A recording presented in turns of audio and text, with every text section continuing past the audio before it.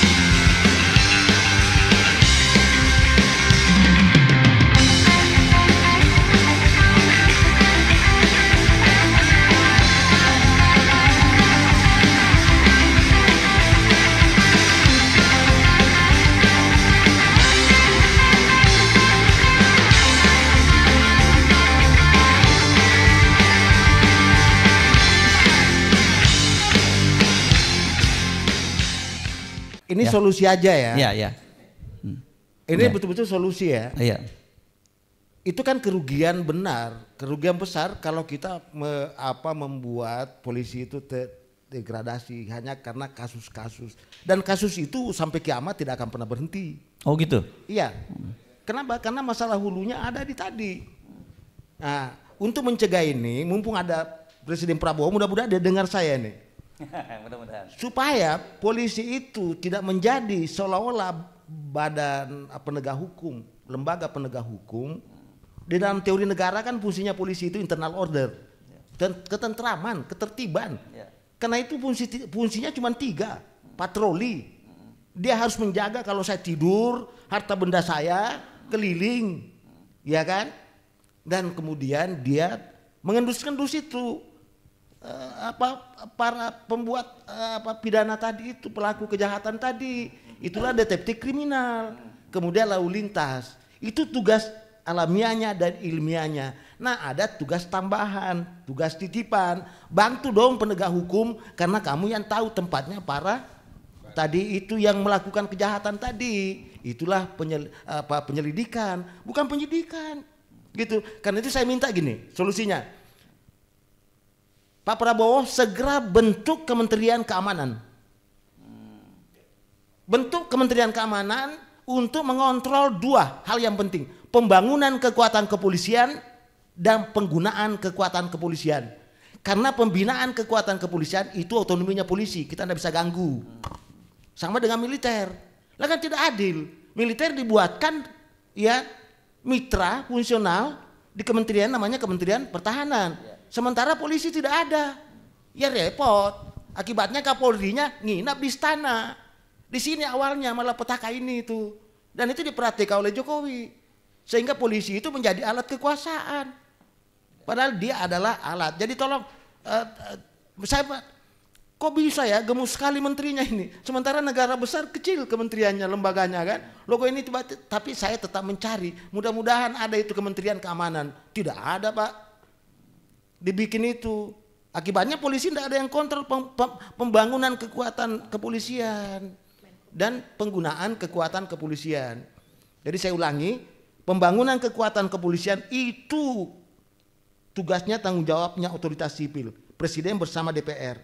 Dan itu harus ada rumahnya di Kementerian Keamanan. Dan penggunaan kekuatan kepolisian. Nah, kalau kita mau kenapa polisi begini, kenapa polisi begini, itu kan penggunaan kekuatan. Karena kan dia alat, dia hanya digunakan. Apakah yang menggunakan sudah benar? Lah otoritas sipil lah yang bisa menggerakkan. Siapa itu? DPR dengan Presiden. Gitu tadi. Ya saya kira itu, kalau memang mau ini solusi, benar-benar solusi, bukan kritik ini. Jangan dibawa, kalau marah lagi, benci lagi sama polisi, dibawa Dagri, Pak. Iya, di eranya siapa Menhan dulu itu. Siapa? Pak ini yang dari UI. Yono Sudarsono. Pak Jono.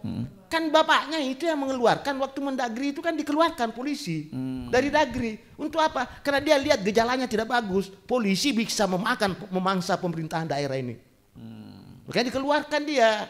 Maka dibuatkanlah dia cangkang namanya Kementerian Keamanan. Kan dulu Pak masing-masing, misalnya Kementerian Pertahanan itu ada mitra fungsionalnya di rakyat, namanya Hansip, Pertahanan Sipil, dan ada Wanra, Perlawanan Rakyat, itu untuk militer pertempuran Pak. Nah kan, kemudian Kementerian Keamanan ada mitranya, ya jaga-jaga tadi ronda itu namanya apa? Mungkin masih ingat itu, ya masih ingat enggak? Namanya Kamra. Oh, Kamra. Kamra itu rakyat yang menjaga itu, ada bajunya Pak. Lah, Kamra dihilangkan, ya kan? Wanra dihilangkan, yang muncul Hansip. Hansip diolok-olok. Padahal Hansip itu pertahanan sipil loh, militer Pak. Dia disuruh jaga ronda. Yang jaga ronda itu Kamra, keamanan, mitranya polisi. Artinya kalau tidak ada Kamra, polisinya yang jaga.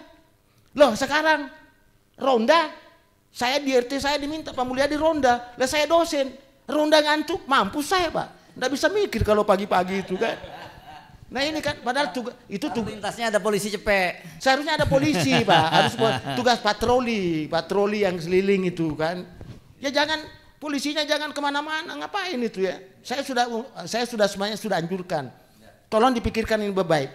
Kalau saya Kapolri Pak, ditunjuk Kapolri, yang pertama saya lakukan adalah saya berhenti jadi penegak hukum. Saya hanya menegakkan hukum, bukan penegak hukum. Gitu loh. Ngapain saya? Itu enak sekali jaksa-jaksa itu merintah saya kan. Kalau tidak lengkap bukti, karena kau yang mendakwa orang. Siapa yang mendakwa? Kau yang membuktikan. Kau yang melakukan penyidikan. Ngapain kau bebankan kepada saya? Nah, tapi mungkin jaksa tahu ya. Wah, ini polisi keenakan juga nih saya kasih. Ya kan? Dia bisa main-main. Nah, itulah bahayanya Pak, negara polisi. Lebih berbahaya negara polisi daripada negara militer. Kau negara militer itu hanya senjata digunakan. Tapi kalau negara polisi, dia gunakan hukum, dia gunakan birokrasi. Senjata 3 itu Pak. Makanya semua negara-negara fasis pasti negara polisi, bukan negara militer. Tapi dasar ya penetrasi asing mau melemahkan militer kita, akhirnya militer dihancur-hancurin pertahanan kita. Kekuatan global itu ada 4 cirinya, negara global. 1 kuat secara sains, 2 kuat secara industri, 3 kuat secara finansial, dan 4 kuat secara pertahanan. Bukan keamanan Pak. Semua negara di dunia ini menginginkan negara lain aman. Tapi tidak satu negara menginginkan negara lain kuat pertahanannya itu. Nah itu Pak. Nah itu yang terjadi tadi di konflik tadi. Konflik TNI dengan Polri. Ngapain berkonflik ini? Ini sama-sama aparat negara ini. Jadi Pak Prabowo kalau dengar saya ini, tolong dibuatkan segera Kementerian Keamanan. Saya kira banyak itu perwira-perwira tinggi polisi bisa dipekerjakan di situ Pak. Ngontrol polisi, anggarannya dan sebagainya enggak. Kira-kira gitu. Saya kira itu banyak solusi ya. Ini bukan solusi. Kritik. Terima bukan kasih. kritik. Ya, bukan. Jangan lagi ada pilpres. Jangan lagi ada pilkada. Terus? Presiden dipilih oleh MPR. Dan presiden yang mengangkat gubernur. Yang menetapkan gubernur yang diusulkan oleh DPR. Dan pemilu, ya DPRD mengusulkan kayak Orde Baru saja. Ya, eranya Pak Harto, ya DPRD ini yang menyeleksi calon gubernur, kemudian presiden yang menetapkan dia sebagai gubernur. Sudah selesai, tidak usah lagi ada pilkada-pilkadaan. Ya, untuk mengisi daerah, DPRD daerah dibuat partai lokal. Jangan lagi partai nasional yang ikut bertanding di daerah itu. Nanti berkomplot lagi orangnya itu Pak. Oke, saya kira itu lagi. Ya, saya kira cuma itu. Ya. Ini solusi benar ini. Ya. Jangan lagi ada pilpres. Kalau pilpres hanya memperpanjang penderitaan kita. Saya bisa pastikan bahwa Indonesia akan gelap, bukan lagi gulita. Ya. Karena sudah terancam sekarang kan. Ya. Ini baru awal permainan ini untuk 2009. Ini kan permainan 2009. Awalnya baru di setel vokalnya kan. Sudah rusuh di mana-mana Pak. Gitu kan. Jadi jangan hentikan ini pilpres. Kalau bisa besok sebelum ada ya Pak Prabowo mau ya betul-betul mikirkan negara ini, bangsa ini, sudah presiden dipilih oleh MPR. Sudah itu tadi, dan presiden memilih nanti menetapkan itu gubernurnya. Wah, nah, ini penting, selesaikan dulu. Saya selesaikan. Ya. Kenapa? Untuk kasus Indonesia, pemilu langsung itu hanya memberikan setan, ya, kesempatan kepada setan untuk mencarikan pekerjaan orang-orang yang buruk, yang menganggur. Lihat hasilnya sekarang, yang merusak itu kan. Ya. Mereka muncul semua karena ada fasilitas tadi, Okay. ya kan? Muncul pengamat, muncul ini, muncul relawan itu sensitif bencana, Pak. Lah sekarang relawan berubah menjadi apa? Bukan sensitif bencana, sensitif malapetaka, Pak. Kalau ada relawan yang kita dengar bahaya nih, bisa-bisa nanti ini jadi buzzer, bisa-bisa jadi apa? Jadi komisaris, jadi wamen. Iya, Pak, minta itu. Jadi saya kira itu, hentikan itu kalau kita mau baik ini. Yes, ya, oke. Ya, saya kira itu, Bang. Kalau ya. Dan saya ada tambahkan sebuah dokumen. Ya, nggak apa-apa. Sekalian sambil closing statement juga ya kita ini ya, Anda tambahkan. Ini ya. Solusi aja ya. Iya, iya. Ini betul-betul solusi ya. Iya. Itu kan kerugian benar, kerugian besar kalau kita membuat polisi itu degradasi hanya karena kasus-kasus. Dan kasus itu sampai kiamat tidak akan pernah berhenti. Oh gitu? Iya. Kenapa? Karena masalah hulunya ada di tadi. Nah, untuk mencegah ini, mumpung ada Presiden Prabowo, mudah-mudahan dia dengar saya nih. Mudah-mudahan. Supaya polisi itu tidak menjadi seolah-olah badan penegak hukum, lembaga penegak hukum. Di dalam teori negara kan fungsinya polisi itu internal order, dan ketentraman, ketertiban. Karena itu fungsinya cuma 3, patroli. Dia harus menjaga kalau saya tidur, harta benda saya keliling, ya kan?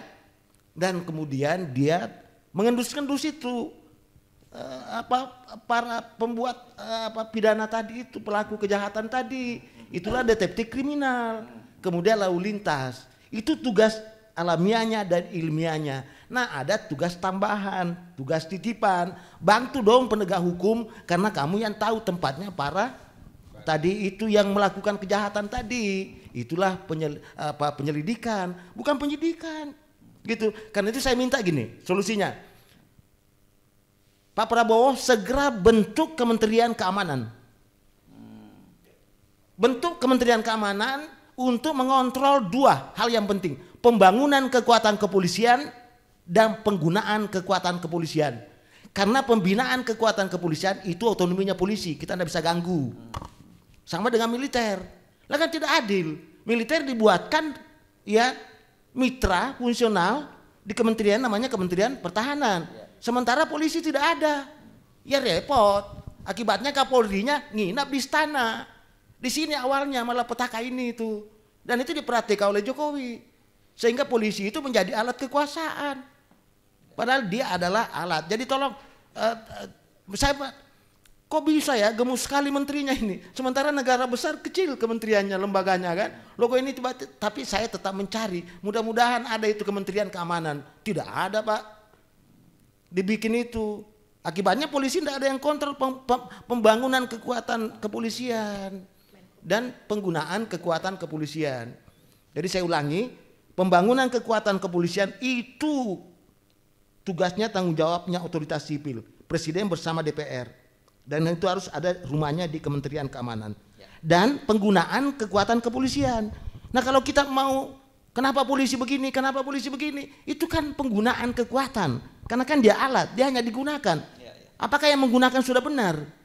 Lah otoritas sipil lah yang bisa menggerakkan. Siapa itu? DPR dengan Presiden. Gitu tadi. Ya saya kira itu, kalau memang mau ini solusi, benar-benar solusi, bukan kritik ini.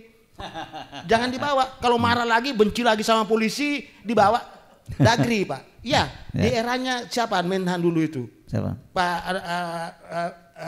Pak ini yang dari UI. Yono Sudarsono. Pak Jono.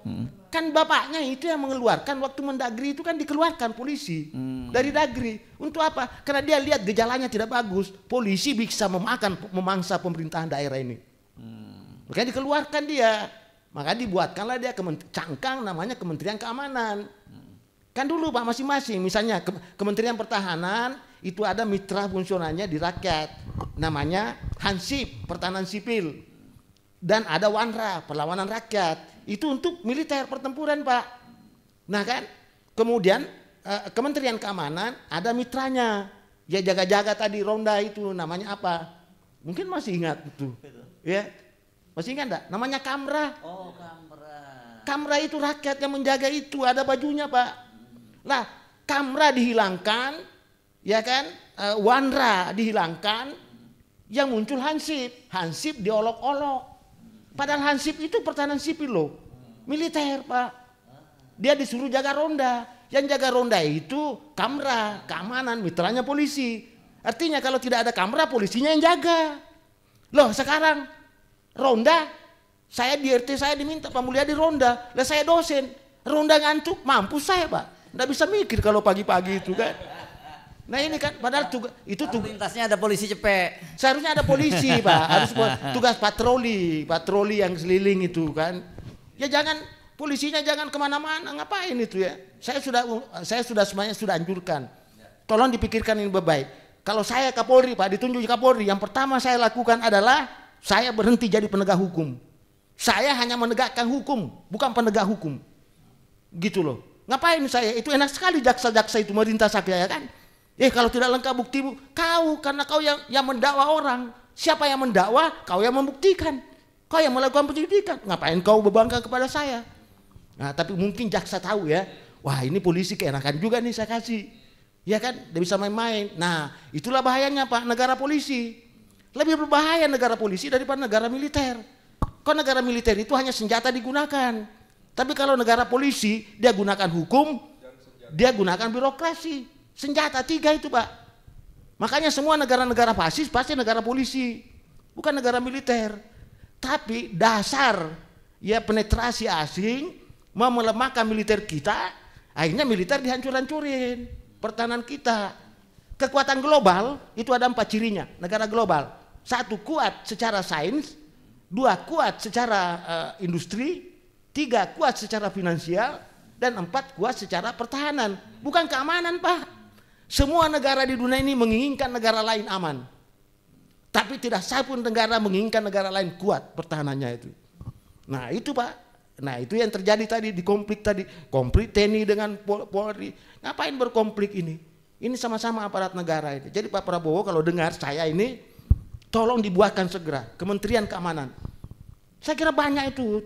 Perwira-perwira tinggi polisi bisa dipekerjakan di situ Pak. Ngontrol polisi, anggarannya dan sebagainya enggak. Kira-kira gitu. Saya kira itu Bang ya solusi ya. Oke, ini bukan solusi. kritik. Terima Bukan kasih. kritik. Ya bukan. Oke.